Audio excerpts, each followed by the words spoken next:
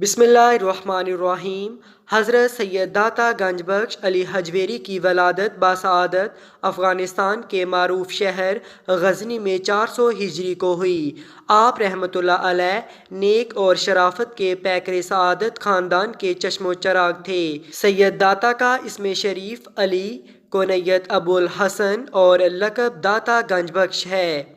شہر غزنی کے محلہ جلاب میں آپ کے ددیال کا گھر تھا، جبکہ ننیال کا گھر محلہ حجویر میں تھا، اور اسی نسبت سے آپ حجویری اور جیلابی کہلاتے تھے۔ آپ نے 4 برس کی عمر میں اپنے والد محترم حضرت عثمان بن علی سے قرآن پاک کی تعلیم حاصل کی۔ آپ رحمۃ اللہ علیہ غیر معمولی ذہانت کے مالک تھے اور تھوڑے ہی عرصہ میں قرآن مجید پڑھنے کی سعادت حاصل کر لی تھی۔ اس کے بعد آپ نے عربی اور فارسی اور دیگر علوم کے حصول کے سفر کی صعوبتیں نہایت خندہ پیشانی سے برداشت کیں، اور شام، عراق، بغداد شریف، مدائن، فارس، کوہستان، آذربائیجان، طبرستان، خوزستان اور خراسان وغیرہ کے مشہور، جید اور معتبر علماء فضلاء سے شرف تلمذ حاصل کیا۔ آپ رحمۃ اللہ علیہ نے جن اساتذہ کرام سے استکاب فیض کیا، ان میں سے مختصر کے اسماء گرامی تاریخ میں یوں ملتے ہیں: ابو الفضل محمد بن الحسن الختلی، حضرت شیخ ابو القاسم بن علی بن عبداللہ گرگانی کے نام قابل ذکر ہیں۔ الذکر شیخ ابو القاسم گرگانی کا شمار آپ رحمۃ اللہ علیہ کے اساتذاؤں میں سے سب سے پہلے نمبر پر ہوتا ہے، جن سے آپ رحمۃ اللہ علیہ نے درسی علوم حاصل کرتے ہوئے سب سے زیادہ استفادہ کیا۔ حضرت داتا گنج بخش علی حجویری نے سلسلہ جنیدیہ میں حضرت شیخ ابو الفضل الختلی کے دشت شفقت پر بیعت فرمائی، جو اپنے زمانے کے جلیل القدر، قرآن و حدیث کے اعلیٰ پائے کے عالم، زہد و تقویٰ، متقی پرہیزگار اور کشف و کرامات میں اپنی مثال آپ بزرگ تھے۔ حضرت داتا گنج بخش علی حجویری رحمۃ اللہ علیہ اپنی شہر آفاق تصانیف کشف المحجوب، جس کے بارے میں حضرت بابا فرید گنج شکر رحمۃ اللہ علیہ کے خاص منظور نظر اور سلسلہ چشتیہ کے عظیم بزرگ حضرت خواجہ نظام الدین اولیاء رحمۃ اللہ علیہ فرماتے ہیں کہ جس کا کوئی مرشد نہ ہو، اسے اس کتاب کشف المحجوب کے مطالعہ کی برکت سے مرشد مل جائے گا۔ سید داتا کتاب میں رقم تراز ہیں کہ ایک مرتبہ میں اپنے پیر و مرشد کو وضو کرا رہا تھا، معان میرے دل میں خیال پیدا ہوا کہ جب تمام امور تقدیر قسمت سے وابستہ ہوتے ہیں تو پھر آزاد لوگوں کو پیروں اور فقیروں کا غلام کس لیے بنایا جاتا ہے؟ کیا کرامات کی امید پر میں ابھی یہ سوچ ہی رہا تھا، کچھ کہنے نہیں پایا تھا کہ مرشد حضرت شیخ ابو الفضل ختلی نے اپنے کشف سے جان لیا۔ فرمانے لگے، بیٹا، جو بات تیرے دل میں پیدا ہوئی ہے مجھے معلوم ہو گئی ہے۔ جب اللہ تعالیٰ کسی کو تاج و تخت دینا چاہتا ہے تو اسے توبہ کی توفیق عطا فرما دیتا ہے، اور وہ ایک مہربان دوست کی خدمت کرنے لگتا ہے۔ اسی خدمت کے نتیجے میں اس کی کرامت کا اظہار ہوتا ہے۔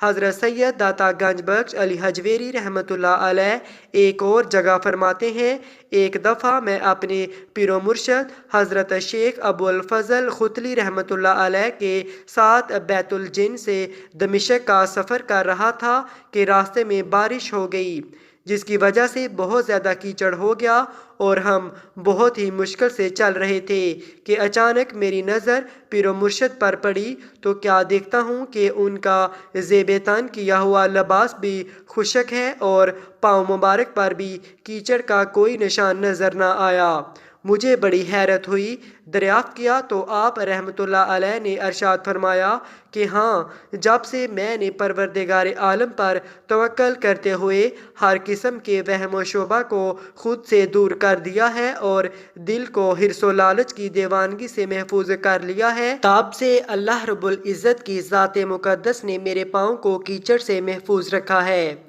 اسی طرح ایک اور مقام پر حضرت سید داتا گنج بخش علی حجویری رحمۃ اللہ علیہ اپنے پیر و مرشد کا تذکرہ یوں فرماتے ہیں کہ جب میرے پیر و مرشد حضرت شیخ ابو الفضل ختلی کا وصال ہوا تو ان کا سر مبارک میری گود میں تھا اور میں سخت مضطرب اور خاصا پریشان تھا۔ آپ رحمۃ اللہ علیہ نے میری حالت کو دیکھا تو فرمانے لگے کہ میں تمہیں عقیدے کا ایک مسئلہ بتاتا ہوں، اگر تم سمجھ گئے اور اس پر عمل کیا تو ہر قسم کے دکھ اور رنج اور تکلیف سے بچ جاؤ گے۔ آپ رحمۃ اللہ علیہ نے فرمایا، یاد رکھو کہ اللہ تعالیٰ کی پاک ذات کے ہر کام میں حکمت اور مصلحت مضمر ہوتی ہے۔ وہ حالات کو ان کے نیک و بد کا لحاظ کر کے پیدا فرماتا ہے، اس لیے بیٹا اس کے کسی فعل پر انگشت نمائی نہ کر اور نہ ہی دل میں اس پر معترض ہو۔ اس کے بعد آپ رحمۃ اللہ علیہ خاموش ہو گئے اور اپنی جان اس کائنات کو سجانے اور بنانے والے خالق حقیقی و مالک کے سپرد کر دی۔ حضرت داتا گنج بخش علی حجویری رحمۃ اللہ علیہ اپنی زندگی کا ایک خاص اور سبق آموز واقعہ بیان فرماتے ہیں کہ ایک مرتبہ میں عراق میں تھا، مجھے دنیا کمانے اور خرچ کرنے میں بڑی دلیری اور جرأت حاصل ہو گئی، حتیٰ کہ جس کسی کو کوئی بھی ضرورت پیش آتی تو وہ میرے پاس چلا آتا اور میں اس کی ضرورت پوری کر دیتا، کیونکہ میں چاہتا تھا کہ کوئی بھی شخص میرے ہاں سے خالی ہاتھ واپس نہ جائے۔ اس کا نتیجہ یہ نکلا کہ میری اپنی کمائی اس غرض سے کام پڑنے لگی اور دوسروں کی ضروریات پوری کرنے کی غرض سے مجھے قرض لینا پڑتا۔ یوں میں چند ہی دنوں میں خاصا مقروض ہو گیا اور سخت پریشانی کا شکار ہو گیا۔ اس دور کے ایک بزرگ نے میرے احوال کو دیکھتے ہوئے مجھے نصیحت فرمائی کہ دیکھو، یہ تو ہوائے نفس ہے، اس قسم کے کاموں میں پڑ کر کہیں خدا سے دور نہ ہو جانا۔ جو ضرورت مند ہے اس کی احتیاج تو ضرور پوری کرو، مگر پروردگار عالم کی ساری مخلوق کے کفیل بننے کی کوشش نہ کرو، کیونکہ انسانوں کی کفالت کا فریضہ خود رب فردوس نے انجام دینا ہے۔ مجھے اس بزرگ کی نصیحت سے اطمینان قلب حاصل ہوا۔ سید داتا گنج بخش علی حجویری کی ازدواجی زندگی کے بارے میں تاریخ کے ورق صرف اتنا ہی بتاتے ہیں کہ آپ رحمۃ اللہ علیہ رشتہ ازدواج میں منسلک ہوئے تھے، مگر تھوڑے ہی عرصے کے بعد بیوی سے علیحدگی ہو گئی اور پھر تاحیات دوسری شادی نہ کی۔ مرشد کریم حضرت شیخ ابو الفضل ختلی رحمۃ اللہ علیہ نے حضرت داتا گنج بخش علی حجویری رحمۃ اللہ علیہ کو حکم فرمایا کہ علی، تم لاہور روانہ ہو جاؤ، وہاں تمہاری شدید ضرورت ہے۔ آپ رحمۃ اللہ علیہ نے اپنے پیر و مرشد کے حکم کی تعمیل کرتے ہوئے اپنے وطن غزنی کو خیر باد کہا اور دین اسلام کی تبلیغ کا بے مثل شوق لیے کئی مہینوں کے دشوار گزار کٹھن سفر کے بعد لاہور پہنچے۔ شہر کے داخلی دروازے تک پہنچتے پہنچتے شام ہو گئی۔ شہر کی حفاظت کے پیش نظر داخلی دروازے شام کو بند کر دیے جاتے تھے، اس لیے آپ رحمۃ اللہ علیہ کو اپنے دیگر ساتھیوں اور مسافروں کے ہمراہ رات برون شہر ہی بسر کرنا پڑ گئی۔ جب صبح ہوئی تو شہر کی جانب روانہ ہوئے، ابھی چند ہی قدم چلے تھے کہ سامنے سے ایک بہت بڑا ہجوم آتا ہوا نظر آ رہا تھا۔ قریب آئے تو معلوم ہوا یہ ایک جنازہ ہے۔ غزنی سے 9 وارد مسافروں نے دریافت کیا تو پتہ چلا کہ یہ حضرت شیخ میران حسین زنجانی رحمۃ اللہ علیہ کا جنازہ ہے۔ یہ سن کر آپ رحمۃ اللہ علیہ دم بخود ہو گئے اور بے اختیار آپ رحمۃ اللہ علیہ کی زبان مبارک سے نکلا کہ اللہ شیخ کو جزائے خیر دے، وہ واقعی روشن ضمیر تھے۔